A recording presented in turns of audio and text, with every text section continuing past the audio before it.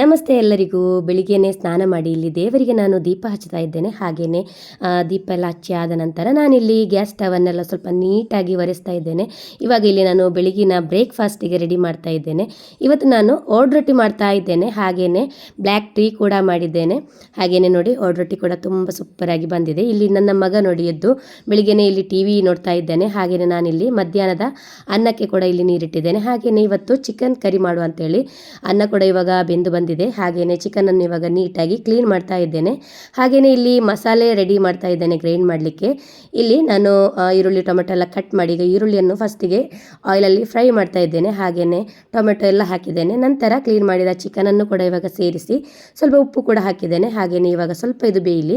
ನಂತರ ಗ್ರೈಂಡ್ ಮಾಡಿದ ಮಸಾಲೆಯನ್ನು ಇವಾಗ ಸೇರಿಸಿ ಒಳ್ಳೆ ರೀತಿಯಲ್ಲಿ ಇದನ್ನು ಕುದಿಸಿದ್ದೇನೆ. ಇವಾಗ ಕರಿ ಕೂಡ ರೆಡಿ ಆಗಿದೆ. ಸಣ್ಣ ಮಿನಿ ವ್ಲಾಗ್ ಆಗಿ ಹಾಕಿದ್ದೇನೆ. ಇಷ್ಟ ಆದರೆ ಲೈಕ್ ಮಾಡಿ. ಎಲ್ಲರಿಗೂ ಬಾಯ್.